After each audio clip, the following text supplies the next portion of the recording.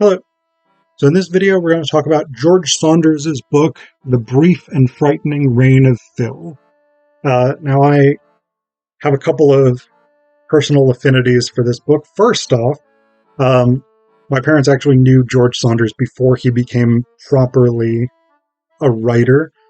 They worked at the Radian Corporation together, so I'm a big fan of Saunders' writing.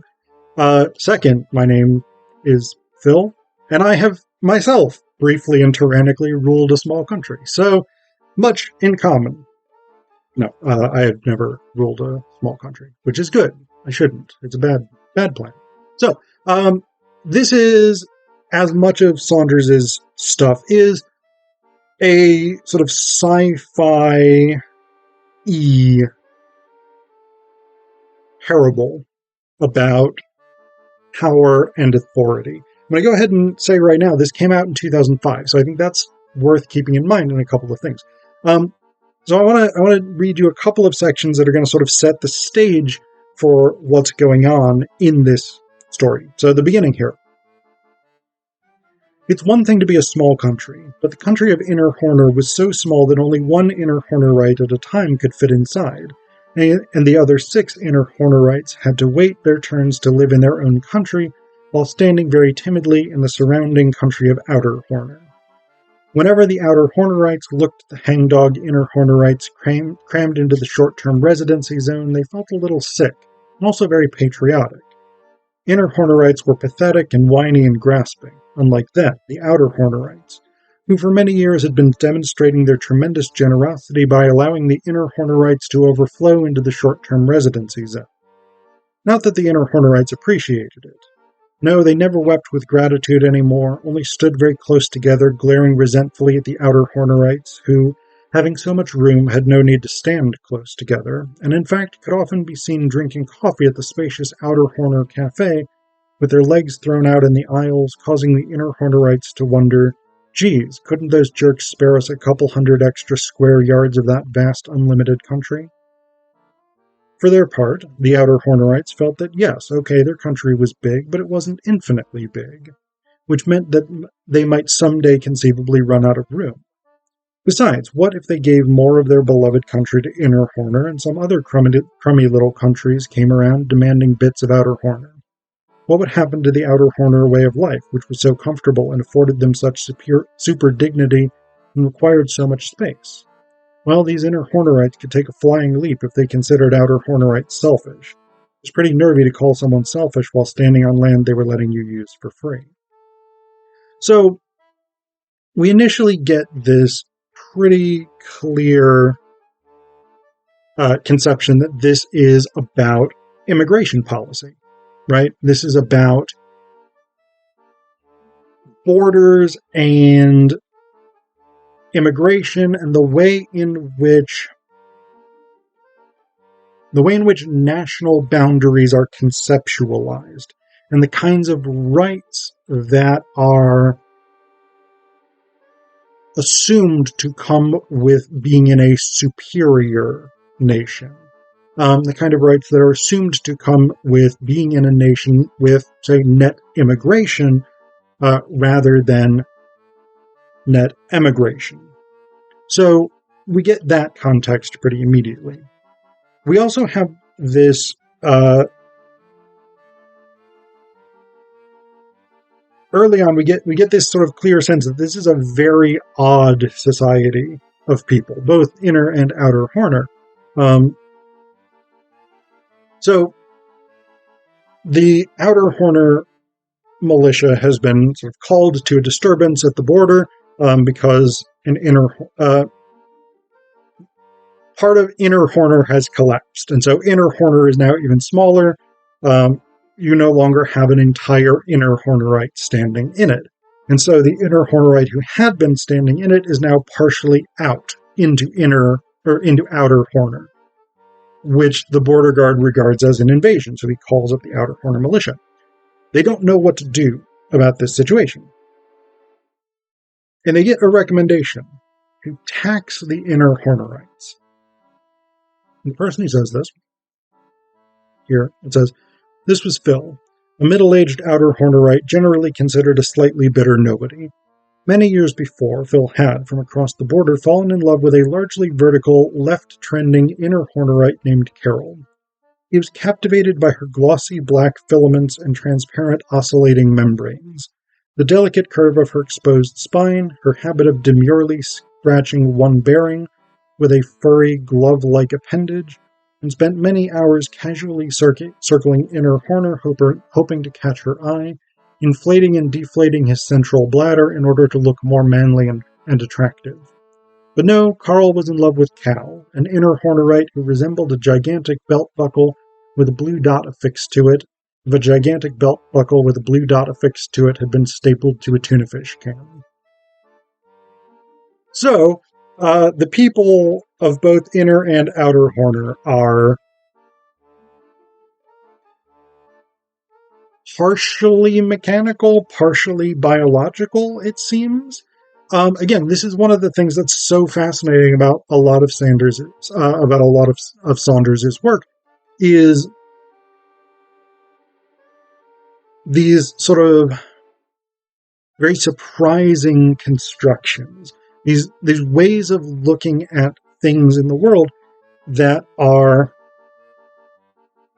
unique. And like I've never read anybody else's work who just approaches these sort of bizarre apparatuses of living beings as casually as Saunders does. It's really, really interesting, really, really good.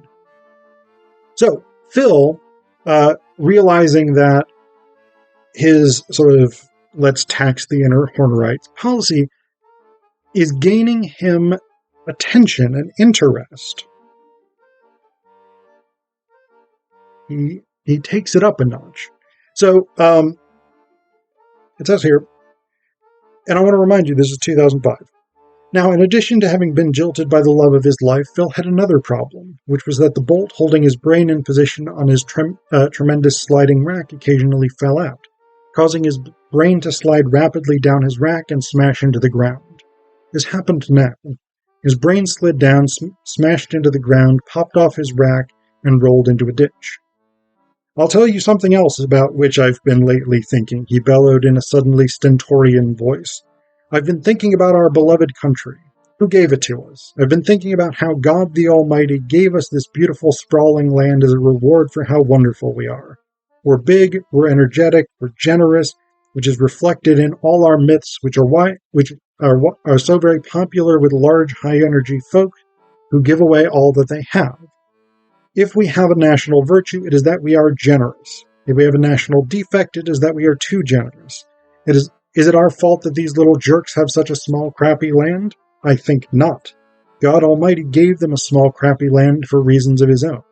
It's not my place to start cross-examining God Almighty, asking why he gave them such a small, crappy land. My place is to simply enjoy and protect the big, bountiful land God Almighty gave us." So, the reason I say that it's interesting that that's 2005, one might recognize the bellicose populist rhetoric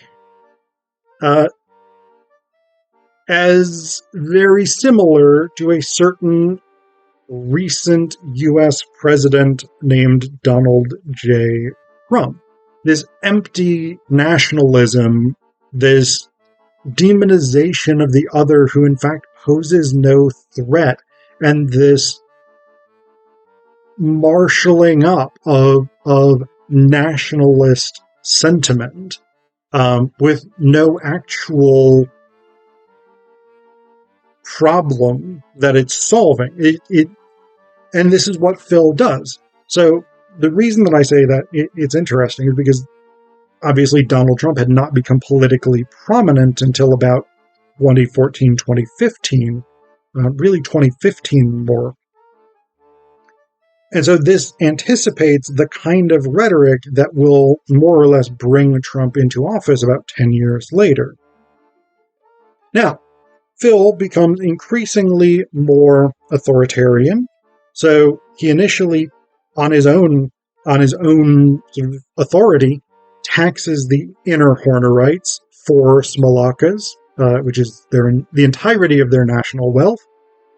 He comes back the next day to collect this tax that he has unilaterally imposed, and they say, we don't have any money, you took it all yesterday. And so he takes their national resources, which is one apple tree, one stream, and some dirt, and he inventories that and basically determines, yeah, that's about 4 smalakas worth. So tax paid. He comes back the next day, and they're like, we don't have any money or national resources. You know that because you took them. And so he takes their clothes. Comes back the next day, they have nothing. But what they do have, according to Phil, he says, actually, they've got plenty of additional assets. A nation's most important asset is its people, don't you think? And so Phil actually has one of the Inner Hornerites disassembled and uses the parts to pay the tax. The Inner Hornerites also appeal to the president of Outer Horner, who is a sort of jolly, extraordinarily forgetful guy with many, many mustaches and many, many stomachs. He is largely ineffective at doing anything because Phil and his advisors trick the president into believing that he has... that's Phil and the president's advisors. Trick the president into believing that he has made a decree to tax the Inner Hornerites and that he has established Phil as the official in charge of border security, basically. So Phil gets to do what he wants. Now, this is not particularly enough for Phil because later on, he does essentially trick the president into giving up the presidency. This is essentially a bloodless coup. The president's advisors are kind of like, yeah, he's just forgetting stuff. No, he's not forgetting stuff. Don't think that. That's totally not what's happening. Wink. So that's the approach. The advisors do the sort of backhanded, oh yes, we wouldn't at all want you to think that the president is, experiencing forgetfulness and whatnot. So Phil basically takes over the presidential palace, takes over the presidential cravat, and he is now treated as the president. The next phase of his plan, as far as border security goes, is to set up what's called a peace-encouraging enclosure, which is basically a barbed wire fence around what was the short-term residency zone where all of the Inner Hornerites are now contained. Phil plants a new apple tree, puts in a better stream, stocks it with fish, new dirt in what was Inner Horner, and basically annexes Inner Horner, keeping the Inner Hornerites in the peace encouragement enclosure. This is all sort of going along according to Phil's plan, but what he does not count on is that there is another nation called Greater Keller. Greater Keller is a very, very thin country that runs around the border of Outer Horner, and the Greater Kellerites walk around Outer Horner just perpetually. There's 9 of them. That is what they do. They walk in order from president, first lady, president's daughter, down through various Outer Kellerites.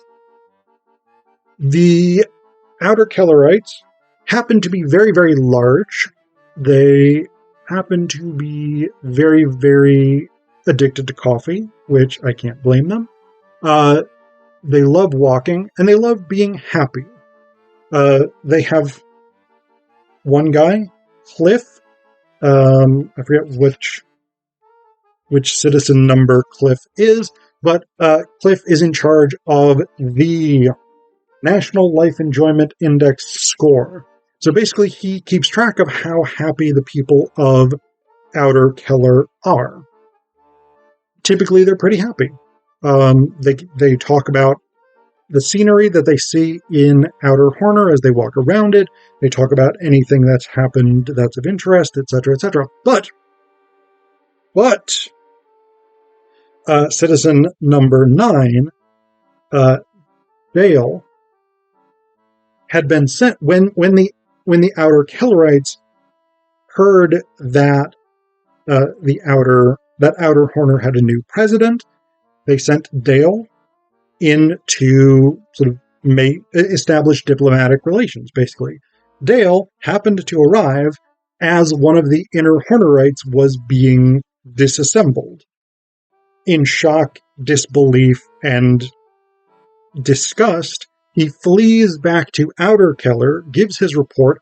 The enjoyment index plummets, and so the president of Outer Horner, the president of Outer Keller,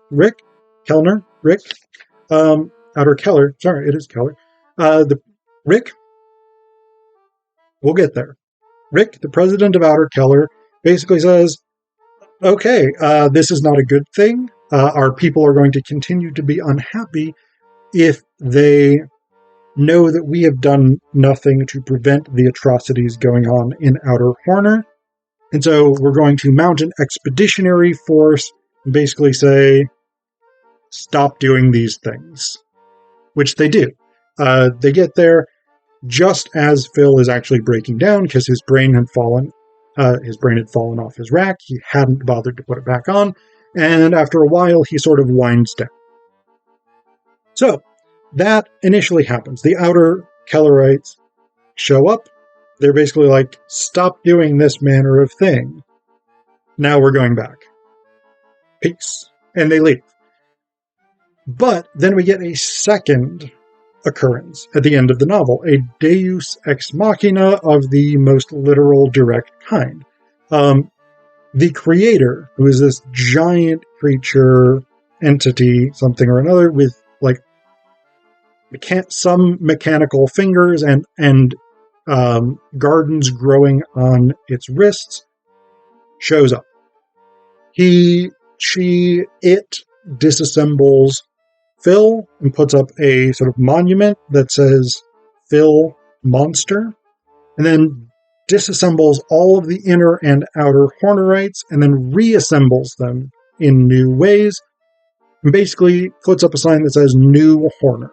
So this is a sort of reset. But the reason I bother to tell you about this is I love this bit toward the end.